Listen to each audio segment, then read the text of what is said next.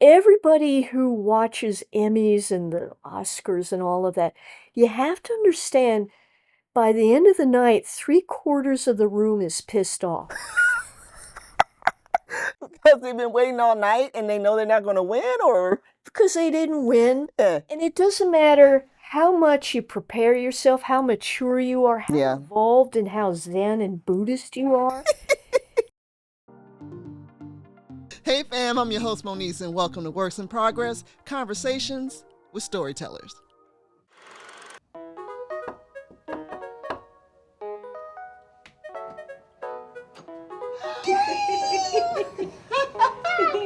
Oh, so good to see you.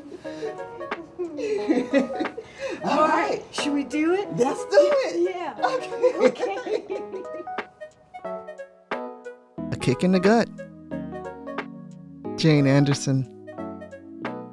Oh my God, Jane, it's so good to see you. Oh. Okay. Okay. Here we are. Here we are. Let's talk craft. Okay. Let's talk race. Okay. But you know what? Before we do that, Yeah. I just want to know, I want you to know, Yeah. I done some research on you. Did you now? And Okay. what's funny is, All right. Hey. I had never done that before. Okay. I didn't know who you were when we were in prison. Oh, you know what? We'll talk about that. We weren't actually in prison. Yeah. We'll correct that. Yeah. But you know, for the audience, Yeah. listening and watching, everybody, Yeah. this is my girl Jane Anderson. Okay, she is a 3-time Emmy winner. Two. Technically, I have 3 Emmys. Okay. Because one was for producing. I got 2 one night. Okay. 2 one night. It was like, people like have 2 drinks in their hand. Yeah. Two-fisted. So, so after the Emmys, I could walk around two-fisting the Emmys. And they're heavy. Are they? And they're pointy. Where do you have them in your house? Do you have them up anywhere? Yeah, they're... You got them in the closet somewhere, Jane? They're not in a closet. They're on a far shelf. Here's the thing. About awards. Okay, talk about it. It's really wonderful the night of. And then maybe your agent sends you, a crappy flower arrangement. Yeah. Because I'm a writer. The actors get really good stuff. But it's thrilling to win. But I've also been in the room several times when you don't win. Yeah, 7 times nominated, right? Yeah. Okay. So, everybody who watches Emmys and the Oscars and all of that, you have to understand by the end of the night, three-quarters of the room is pissed off. Because they've been waiting all night and they know they're not going to win, or? Because they didn't win. Yeah. And it doesn't matter how much you prepare yourself, how mature you are, how involved and how Zen and Buddhist you are. I call it the tyranny of awards season. And I really do hate the season because what it says is the work that you've done is only valuable if first you get nominated and second if you actually win. And that denies what our work is really about. Right. And our job as artists and writers and filmmakers and playwrights is to create work that moves people and expresses something important. When award season comes around, there are the snubs and suddenly everyone's the most popular and it undermines the work. Well, is that why you're a multi-genre artist? Is that why you do playwriting and then TV writing and a documentary? I mean, do you do that so that you can just get your stories out, or? Yes. Yeah. Yes, and it's kind of like visual artists. Yeah. The great visual artists worked in sculpting, painting, printmaking. Yeah. So as writers, we want to work in all mediums. And each medium is very different, very different creative demands. Right, right. Well, I want to go back even further, okay? Okay, all right. Okay, well, first of all, Yeah. let's explain this prison situation. Yes, yes, yeah. I don't want people to think that we were actually doing time, but Yeah. in a way, we were doing time, right? Yeah, yeah. so we were both volunteers for a nonprofit Called Right Girl. called Right Girl, and that continue. helps teenage girls discover themselves as writers. Yeah. And we both volunteered to go to Juvie in Santa Clarita Yeah. facility. And Yeah. it was Now, why did you? We had a choice because we could have done the workshops, the nice, fluffy, the girls with the 4.0s and stuff like that. yeah. I know why I chose Juvie. Why did you decide you want to go? much more interesting. Okay. The stories they have to tell are more interesting. Mm-hmm. I love the challenge, and I just had to do it. They're fascinating, and they needed us more. That's why I did it. They needed us. Yeah. That's why I wanted to go where I was needed. And I don't know about you. What made you decide to volunteer in this way? Because I had a different reason. I don't know. Let me tell you, what was yours? To just volunteer. Yeah, to volunteer. Okay. In our business, there are periods of time, your career goes like this. And I had hit at a certain point a setback in my career, where, oh God, I forget what it was. It was either bad reviews or, I was not popular. And I always made a vow to myself, when the business disappointed me, Yeah. I would go out and help the world. You know what's hilarious? That's the exact same reason I did it. We've never had this conversation, but that was the exact same reason. I was going through a period in my career, like you said, the lulls, and I was even debating if I should stop doing this. The rejection was getting to be too much. And the only thing I could think of was helping. Like, God was like, you have to help someone. And I had seen the Right Girl thing a few times, and I missed the deadline, and I just finally said, let me apply for this. And it saved me, actually, because I was able to take the pressure off of myself of being successful, whatever that means, and pouring into these girls who needed us so badly. Yes. And when we had a choice to go and do the workshops at the Huntington Library and all that type of stuff, as soon as they said Juvie, I was like, I'm in. Because I knew those girls would look like me. Yes. Yeah, so that's why I wanted to go there, and it was an amazing experience. Here's the thing about being an artist and a writer. Being an artist, you have to be self-involved, Selfish. and selfish, to sit in a room, express yourself, and it's a lonely profession. It is very lonely. I've worked on staff. I don't love staff. I'm a features writer or a playwright? I worked on TV staff. Right, but like, I'm a playwright feature writer. Me too. Yeah. I preferred it, but it's lonely and self-important, right? It has to be self-important, or else you wouldn't have the guts to keep doing it. Right. When you start going, oh, poor me, they didn't buy my script, or I'm getting these crazy notes, or the studio didn't support my film, it's so minor compared to what real human beings. I know. I have to keep reminding myself that this is not real life. No. What we do is not reality. People have real problems. Yes. And we get to make up stuff for a living. Yeah. And we have to, but you can get so bogged down in the awards and the success and all that stuff, like you said. As we all know, Hollywood is high school. It is. It's high school. And so you get caught up in oh, I'm not sitting at the table with the popular kids Right. and so that's why balancing an arts career Mm-hmm. a social with a giving career Mm-hmm. Mm-hmm. is very, very important. It makes your writing better, it makes you a better human being. And it helps you psychologically. Yes, it does. It does. Yeah. It really is. So there's this whole thing about the well-being of artists in our community. People are talking more about depression and all those type of things. Yes.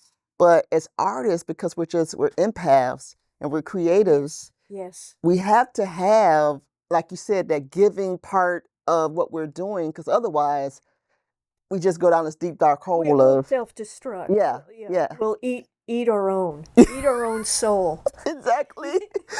Exactly. We don't want that. Yeah. So that's funny. We never talked about it, but we were in the Yeah. same space. Yes. Now I'm going back even further. Yes. Jane, little girl, Cali girl. You're from Cali, right? California. Yeah. Yeah. I mean, I never knew that either. Northern California. Northern California. Yeah. So, like, tell me about your background growing up, or did you come from a family of artists, or what was No, going on there? my dad was an engineer Yeah. and moved us across the country to Northern California Mm-hmm. in the early 60s when just computers and all that magic was just happening. Wow. And he became one of the first gentlemen of Silicon Valley. Okay. But he started in his garage, in our garage, Uh-huh. inventing things. Right. So and some of his inventions didn't work, or they were great inventions, Mm-hmm. but they didn't take off. Yeah. And I think I learned from him Mm-hmm. of never giving up. Mm-hmm. In Mm-hmm. fact, he once sent me, I was an actor for a long time. That's even worse than being a writer because you're always auditioning. And Mm-hmm. I was very discouraged. And I was living in New York City and he sent me a letter. And I thought it was one of those letters of, Jane, you better, check your bank account or you better do that. I thought it was going to be a dad thing. And inside was just this note that he hand wrote that said, never, never, never, never, never, never, never, never, never, never give up. Wow. Love, Dad. Wow. And I still have that above my desk. Wow. Um, and I think strong women come from dads who believe in them. Mm. I had one of those. Yeah. Yeah. And my mother was very arty and encouraged me, but Yeah. judgmental. Yeah. Well, You know. Mama want to make sure you can eat, Jane. Uh-huh. I mean, you going out being an artist and being a woman Yeah. as well. And to be presentable. Yeah. All To those show well. Yeah. Yeah. Your daddy supported you. Mama was like, I don't know about this. No, she wanted to be an actress, so she supported Oh, everything I did. okay. So that was where you got the acting bug from her? Yeah. Okay. Yeah. And the I art bar, and so the you art dropped bar. out of school.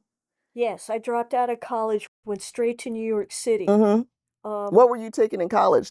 acting class, but But you said enough of that. Let me go to New York and try it for real. yes. Okay. And I had a mentor named William Yeah. Dick, he was a dancer, Uh-huh.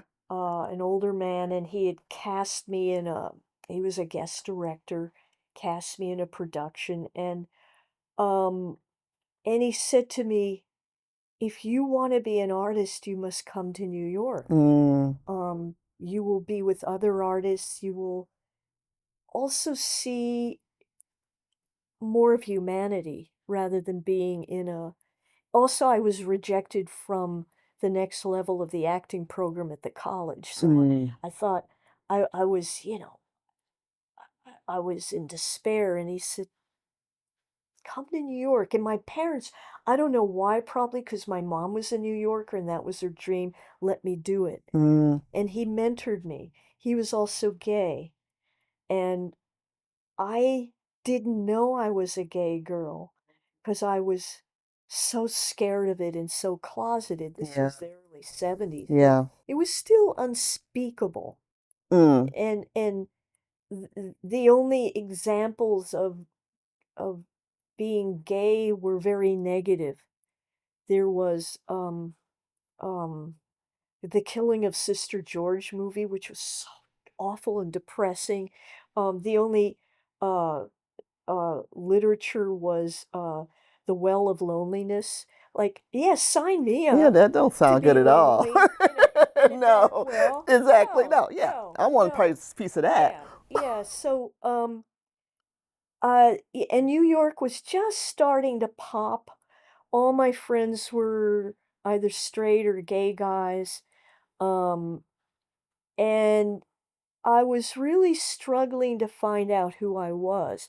But in the meantime, there was theater and Yeah. art, and I would just walk the streets and sketch on the subway, and I would suck up this incredible thing of New York City in the 1970s. Yeah. That's when Meryl Streep had just graduated from Yale, and I saw her in a very first production. Wow. A young Um, Meryl Streep. yeah, playing all kinds of parts. Wow.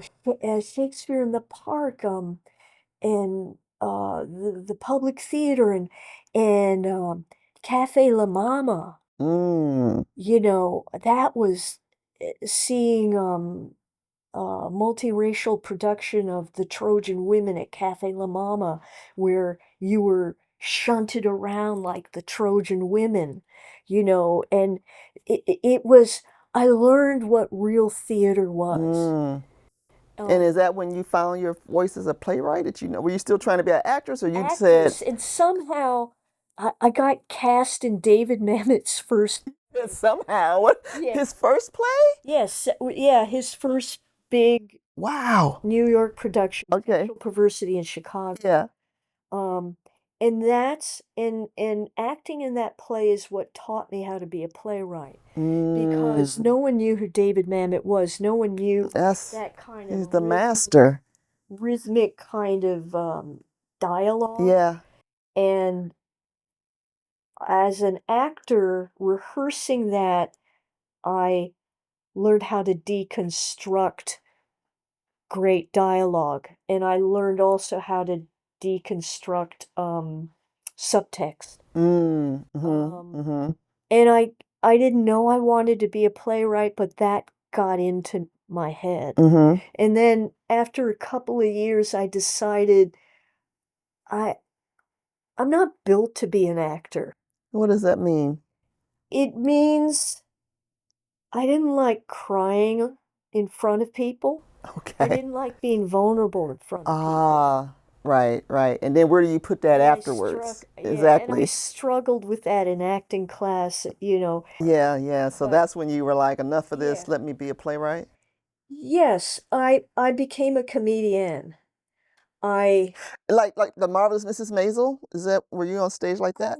tried that. I was no good at that. I was more a Lily Tomlin, Oh, I love Lily Tomlin. Whoopi Goldbergian Oh, so type. you would I do the did different characters. characters. Oh, that's so amazing. I did characters. That's so And amazing.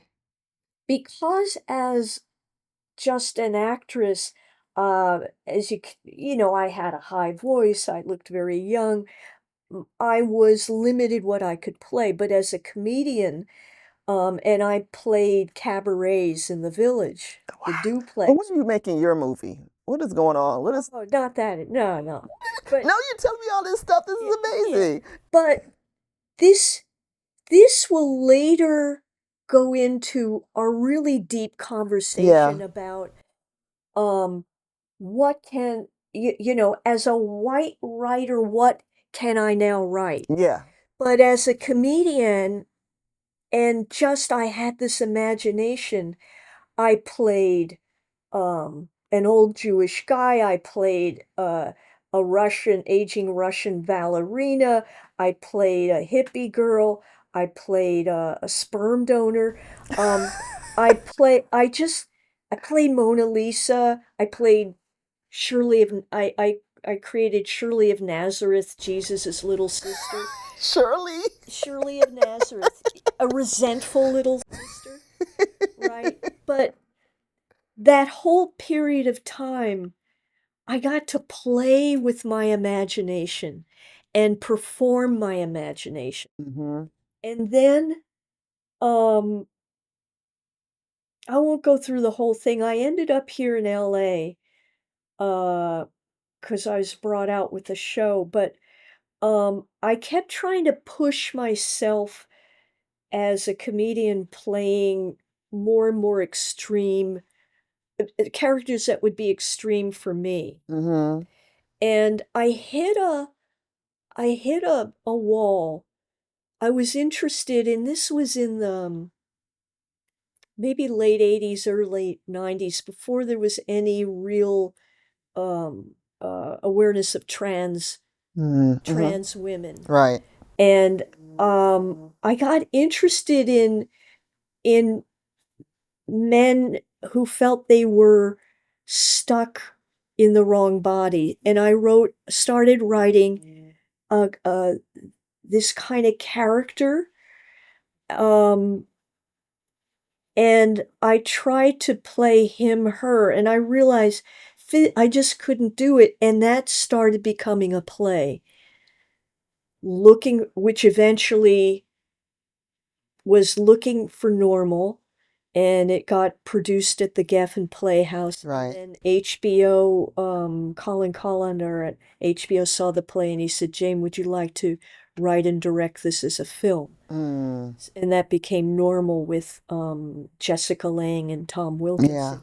So, and then also I became a playwright when the Challenger blew up. And oh, I'd come to LA and I wanted a real writing job, and I got like a day job, acting job on the Facts of I Life. saw that and I geeked out for a little bit. Yeah, yeah, the Facts of Life. Yeah. And I had my spec scripts Yeah. for other shows. Yeah. And when I was done, I went to the producer. I said, I kind of lied. I said, I really love your show. I really didn't, but I said, you know, I I'm a writer. Yeah. And they read my spec script, and that week they had just lost two of their female writers. Oh, wow. So they hired me. Wow. And that was my first writing job. Um, and what really pushed me into playwriting and film and more serious work, um, I was getting ready for work to go to work there one morning, and I Yeah. was watching the takeoff of the Challenger. And Uh, I love space, and I was so intrigued by this goofy teacher. She was so great and yeah. ordinary. She won the lottery. She's got to go into space. And I watched the Challenger blow up Yeah. in front of my eyes Yeah. live. Yeah. And that's when I thought, A, I have to write about this, and two, life is too short Mm-hmm. to be working in with these people who offend me every day I go in there. Right. Like there's got to be something better I can be doing with my life. Yes, My no, purpose. purpose. Yeah. So I started writing a monologue for. I was intrigued that the teacher left a little girl and a little boy, especially a little girl who was only 3 or 4 and didn't get it. Mm. So I wrote from her point of view, and then I started adding more, and that became my very first play, Defying Gravity. Mm-hmm. And that since made it to New York and still gets done. Um, but I guess the reason I'm telling these stories to you for your audience and for people who are starting out Yeah. as writers, um, follow your follow your moral gut Mm. when Mm-hmm. you write. Mm-hmm. You will we all have to do those hard, crappy jobs. Yeah. And I'm really glad I was on The Facts of Life, because what it did for me, it taught me how not to be precious about writing. Because you write a scene, you show it to the showrunner. No, try this and this. You throw it out, you write it again. Because I came from New York and I was precious. You were I was artiste. an artiste. And you need that. You need experiences like that to teach you how to be a pro, and how to work with other people, how to be able to rewrite in a heartbeat. In a heartbeat, on a dime. Because our first drafts are never good. And that's everybody. Everybody. Everybody's first drafts suck. So that's something else. That's the reason why I want to do this, because talking to people all these different levels and experience and stuff, like we all start with a blank page. Yes. So it democratizes everything, whether you have an Oscar or an Emmy, and everybody's first draft sucks. Yes. Mine are so bad. And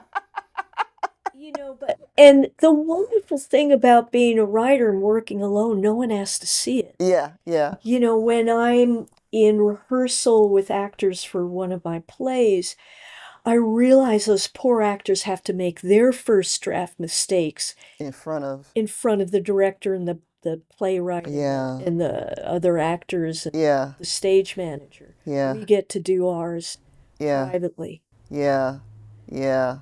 Well, thank you so much for sharing all those stories, because it tells your journey. Your dad telling you never to give up, and you're doing all these different things, and you're hitting these walls, and it's like a ping pong. You're just ponging over here and doing all this, but it all comes together. You've written in genres. You've written as a playwright. You've written as a TV staff writer, as a filmmaker. I mean, how do all those different genres feed on each other or help each other? They do. They just develop your craft. Okay. It's all about craft. Yeah. And the craft of playwriting, I will begin a play off of just an idea, or start writing a monologue, kind of like a poet just starts off of imagery. A screenplay, I always do multiple outlines. Yes. Because screenplays are architecture. Yeah, and it's not a lot of real estate. You really got to know where you're going. There's no wandering in a screenplay. You cannot wander. No. And I did try writing one without an outline. And it was a horrible experience, I'm sure. Yeah.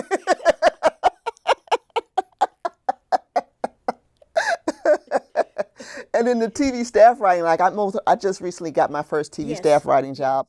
And I come from you as a playwright, as a poet, as a novelist. I'm used to doing everything myself. So being part of a group and having to be part of the think tank and to talk your ideas out loud was such a major learning curve for me. Did you like it? No, not really. Not particularly. But I understood why it's necessary. Because TV is like factory work. You got to get the script out. Like you said, you cannot be precious about the words because you tell showrunners, I don't like that. Okay, let me come up with something else. So it taught me how to pitch constantly. Pitch your idea for your episode. Yes, and then to not be precious. Don't take it personally. Yes. Always have another idea ready to go, 2 or 3 ready to go, and how to write very, very quickly. So it's made me a better screenwriter and a better novelist, because now I know I can write really fast. Yes. And the first draft is going to suck, so don't worry about that part. Exactly. Yeah. And we're not built for that, for staff writing. Some people are, and I think they're brilliant. They're brilliant at that. They can come up immediate. They can punch something up, and the staff writers I know feed off of the communal energy. Yes. And that's incredible. So hats off to them. I mean, it's definitely a skill set. It's definitely something to be applauded. The people who are really good at it, they're amazing.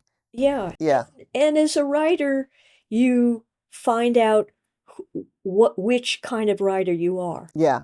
Yeah. And once you find that out, just go for it. Just go for it. Yeah. Just go for it. So now Yes. let's talk about race. Okay.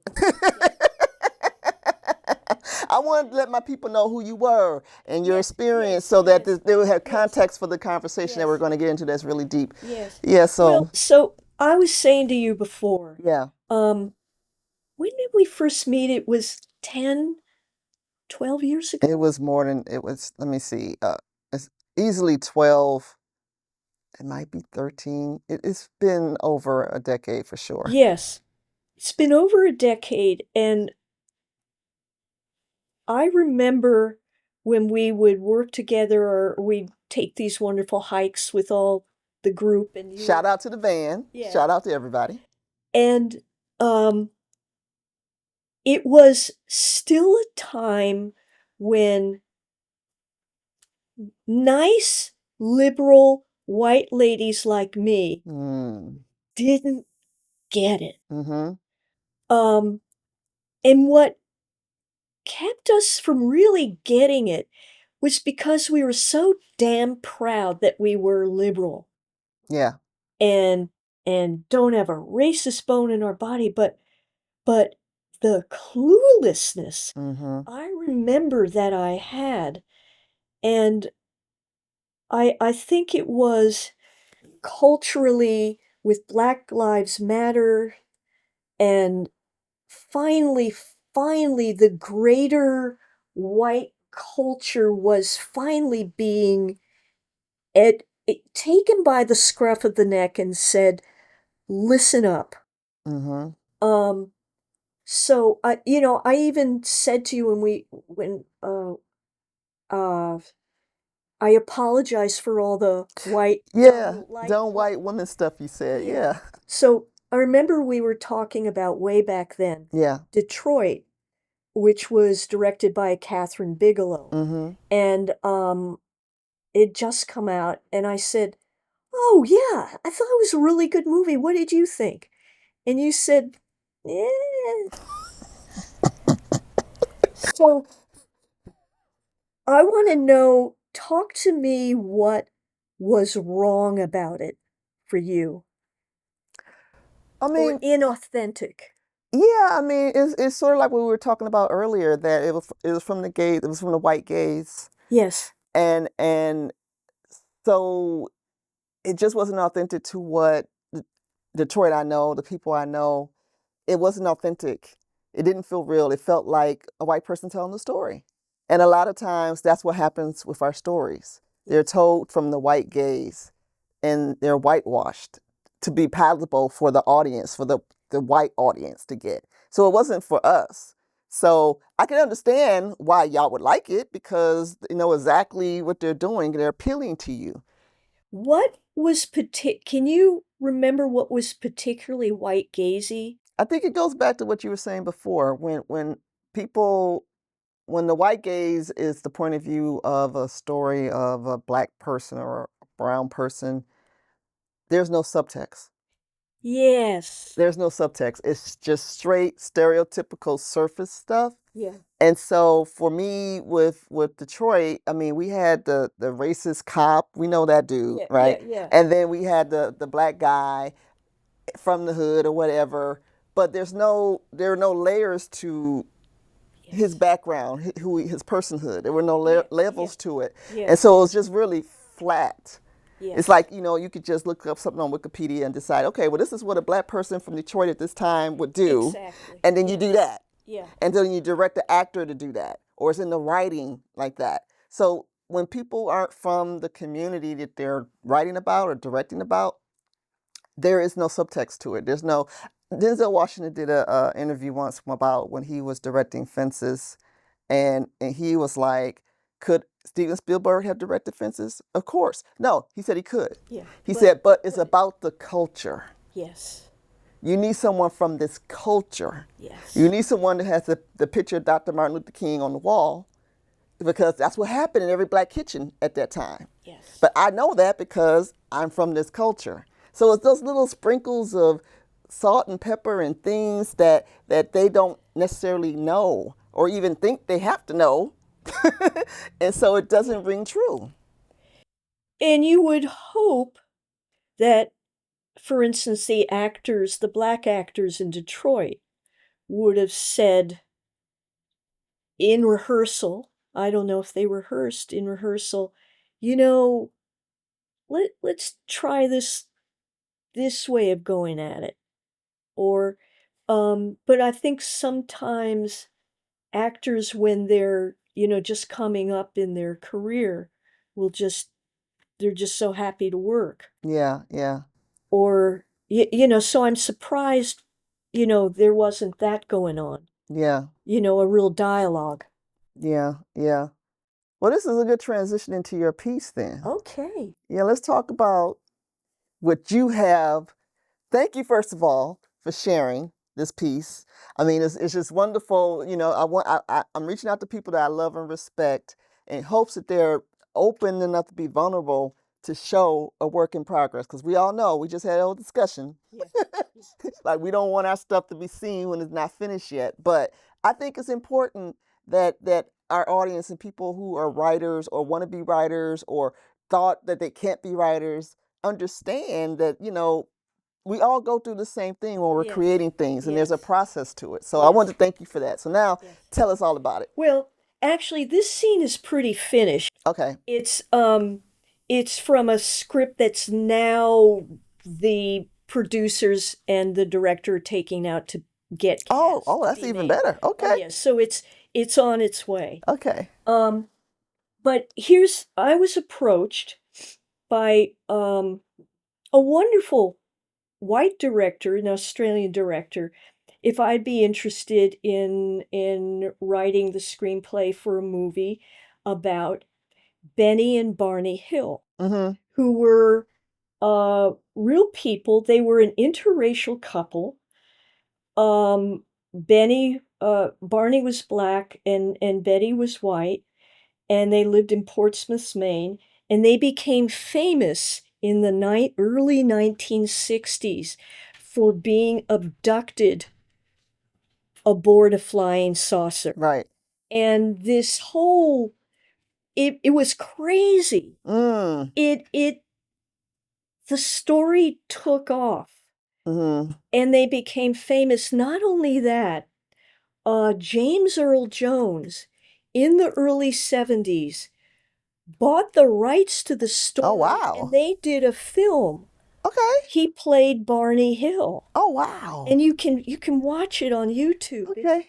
It's like one of those, black and white uh films you see on, pl- television Yeah, yeah, playhouse. yeah. PBS situation. Yeah. And so I started researching and just reading everything about them, and they felt the story was that they were returning from Niagara Falls Yeah. on a belated honeymoon. Yeah. And they were going through the White Mountains of New Hampshire, which are craggy, and it was middle of the night, and they saw a light in the sky, and it Mm. started following them, and then Barney got out of the car and he looked through his binoculars and freaked out, and Betty was freaked out, and then suddenly they couldn't remember anything, and the next thing they could remember, they were driving home, got home at 6 in the morning, 2 hours later than it would have taken them. Mm. Mm-hmm. So, um, and they felt dirty. Mm. They felt unclean. They felt something, and Barney had scrapes on the tops of his shoes. Betty had a torn dress. So, what started happening? Betty started having dreams about being abducted on the flying saucer. Mm. And her dreams were so clear and vivid and repetitive. she was convinced by a couple of people that this could be repressed memory. So she Mm. started Creating. creating this. I said to everybody after I went through all this, I said, you know what? This really is a metaphor about racism. And Yeah. I suspect Mm-hmm. that they were actually stopped on the road Mm-hmm. in the middle of the night and the unspeakable was done to them because they had stopped at a coffee shop in the middle of the night, white people there. Mm-hmm. I think my theory for writing the screenplay is this actually happened and it's much more tenable to believe that they were abducted by a flying saucer. And Betty being white, as she kept retelling the story, they became friendlier and friendlier. And Barney, Was internalizing all of. So were you able to channel your own white woman cluelessness? yes, yes. Okay. Um, One of them, I actually read that Betty and Barney said that when they were driving through the White Mountains, they stopped for coffee and they were being served by a light-skinned black woman and Barney she wouldn't talk to Barney and Barney kept saying, you know, she won't talk to me because I'm black and they're white people. And Betty actually said, "Oh, Barney, quit being paranoid. You Yeah. know, she's just a tired waitress. You know, you know, she would do this because she wanted him to feel comfortable." And that's, I think, what a white spouse, white friends do. And when I remember those years ago, we were taking a hike up Yeah. through Griffith Park, Yeah. and it was a bunch of us white writer women, and you were the one black woman. Yeah. And you turned to me and you said, "What? Tell me what you said." You said, I said black people don't hike. But no, but I said it's because we don't feel safe in these outdoor spaces, because we're always being watched. and I said, "What? You're safe? Come on, come on." And my first impulse, I didn't want you to feel that because I Mm, wanted you to have fun with us, yeah, and I just wanted I denied it yeah, on you, yeah. you know, and I apologize for that because I was being a stupid, clueless white woman. And so I remembered that moment as I Mm, wrote Betty. wow. And actually, the scene Yeah, you're gonna play, yeah. um, it's it's integrated into that. Wow, And you'll see the argument. wow. Um, So going back, I was a white screenwriter, we had a white director, white producers, and I wrote a couple of drafts and thought it was pretty good. Mm. And you're gonna love this. I showed it to Fran McDormand, my buddy Fran, Oh yeah. and because we wanted maybe her to play Betty, Yeah. and she called me up and she said, Jane, it doesn't work, Jane. You're a great writer, but you're white. You can't write this. Mm. Can't do this. Because I had written a whole scene with Barney and his fellow NAACP, and I knew I couldn't. Yeah, Something was missing. yeah, Yeah. yeah. And she almost said, "What were you thinking, Yeah. Jane? What were you thinking?" Yeah. So I called up the producers and I said, "You know what? I'll drop out. If you want to get a black writer, this isn't right." Yeah. We're going to get creamed. I don't want to be the next Green Book. Mm. No. No. I knew No. when I saw, oh, yeah, last of its kind. Um, and everybody talked, and they decided to keep me and hire and find a great black director Mm-hmm. who could guide the project. Mm-hmm. And they found Roger Ross Williams, Mm-hmm. who's I urge everybody to look him up and watch his documentaries. Right. They're fabulous. Right. And Roger really, he took to the script because he said, I'm a Barney. Mm. Because Barney lived in his black community in Philly with a black wife and their kids, and they divorced, and he fell in love with white Betty and moved to an all-white community. And Roger understands that sliding back and forth between black and white. Mm-hmm. And a lot of his friendships are white. Mm. He lives in a very white community, and he said, I'm feeling that I'm feeling that um isolation, Mm. almost guilt, almost, what am I doing? Right. So when we started just talking, he could inform me Mm-hmm. of I suspected I knew in my gut really what Barney was feeling, because again, as a gay person, I've had to translate, you know, live in a straight world, translate, get along, it's Mm-hmm. fine.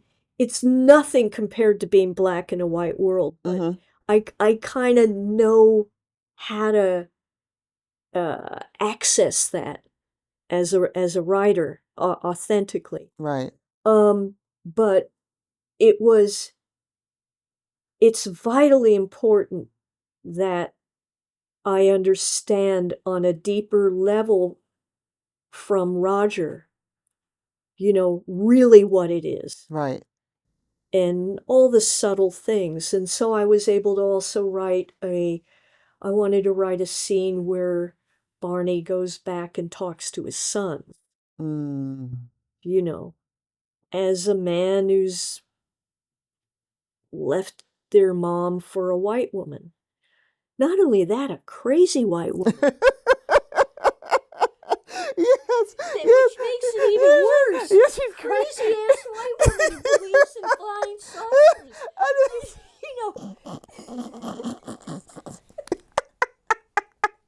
Exactly. Isn't that great? Yeah, yeah. Well, let's take a look at it Yeah. and see what our wonderful actors did. Interior, New York hotel room, early evening. Betty and Barney, back from their taping, are coming into their elegantly appointed hotel suites, a far cry from their Niagara Falls motel room. What was that stupid crack you made about my sister? What about it? It wasn't funny. It's a joke. It wasn't funny. And neither is that joke you're always making about my dentures. It's not a joke. It's part of what happened. I don't need people to think I'm someone who can't take care of his teeth. That's not what they're thinking. And you handled it very well by explaining about the grenade. And then you had to tell him that it wasn't in combat, but while I was at the base. I said you were training soldiers. What's wrong with that? You made it sound like a grenade went out of my control on my watch. It made me look incompetent. Barney, you're gonna have to get over this persecution complex of yours. It's wearing me out. This skin of mine is not a complex, Betty. Come off it. Look at all the people lining up to shake your hand. I promise you, no one is looking at your color anymore. They're looking at you with awe. You can't be serious. What's the point of us even talking if you're going to tear down every positive thing I have to say to you? You're so goddamn clueless sometimes, Betty. I am your #1 defender, Barney, so don't pull that crap on me. Then listen to me for once. The phone starts ringing. They both stop yelling, suddenly aware that people in the hotel might have heard them fighting. They listen to the phone ring for a couple of beats, then Barney picks up. Hello? All right. Thank you. Well, what was that? Our limo is here. We have a limo waiting for us. Correct. To take us to a dinner in our honor at a fancy restaurant in New York City. So why the heck are we fighting? I can't believe all these people are taking us seriously. Honey, you've been fighting to be taken seriously your entire life. And you're finally being treated with the respect you deserve. Respect for what? For being abducted by aliens? For being the amazing, intelligent, handsome man that you are. Come here, you. Betty and Barney kiss and make up. Then Betty straightens his tie for him. You are something, Barney Hill. Oh, really, really interesting. I see at the end of that scene, I didn't quite put in the stage directions when they're done fighting, because, you know, the fights really gets heated and it's very deep. Their resolve is a little too fast. I think on Barney's end, I would write in the stage directions for the sake of the actors, or the actors will find that in rehearsal, is that Barney, when Betty starts saying you're an amazing, wonderful, incredible man, you know, it's that doesn't totally buy. So that's something that you add in the revision. You write more stage direction Yeah. to give the actors something. Yeah, Okay. so it doesn't, right now it just feels like they resolved it. Right. And it's not resolved. Right. And that's something you never know how your director and actors are going to, or your producers or execs are going to interpret your script. And sometimes I'm there in rehearsal and we'll say, you know, it's not resolved, but if you're not there as the writer, you need to just give a little guidance. But there's a fine line though, you know, because you're a writer and a director. Yes. So you don't want to exactly. You don't want to get in the way of the actor's discovery. And that is an interesting craft thing you brought up, that you can't over direct in your scripts. You can't you can't write every camera angle, because it doesn't give your cinematographer and your director room to see their own vision, and you can't overwrite a script. However, when you first turn in your script to producers and executives, studio executives, and even your own agents, they almost skim through a script. The actions, They don't see subtext. So you have to hammer it in a little bit, And then sometimes when it's time for rehearsal or production, I'll take some of it out Oh, to okay. not insult the actors and Ah, give them, that makes room. sense. But it is a balance It's a delicate balance. because many times I'll have the scene in my head and I'll just write the dialogue, assuming everybody gets subtext. And often the dialogue will look very ordinary, Mm-hmm. and then I'll have, excuse me, I'll have an executive read it and say, well, nothing really went on here, Right. or, this character, I don't understand what they're getting at.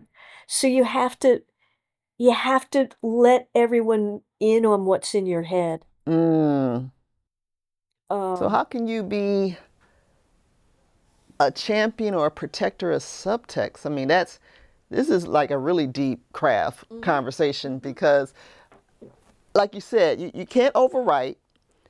You don't want to insult your actors. You don't want to insult the DP, but you almost have to like feed it to executives like baby food so you can get to the point where you can collaborate with people who understand subtext. So what are some of the tricks that you do? Sometimes what I do, often I use point of view. Okay. And point of view is in the directions I'll say from Barney's point of view, Mm-hmm. he sees some white hoods and black leather jackets looking up at him. And that, in a way, is a camera direction, Mm-hmm. but it's an emotional direction because all good camera work is just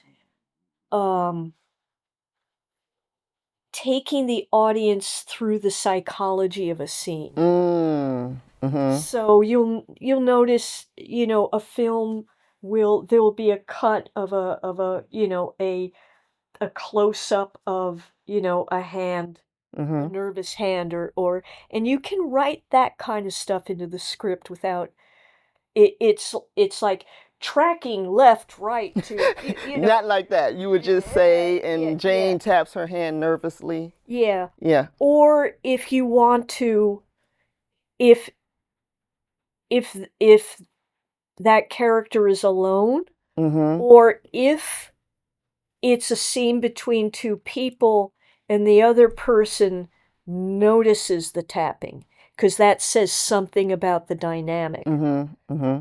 And then for actors, I'll often I'll often write stage directions if I really want to explain what the scene is about and what's really going on.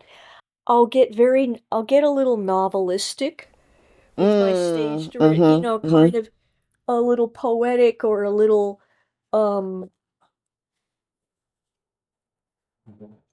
I won't say uh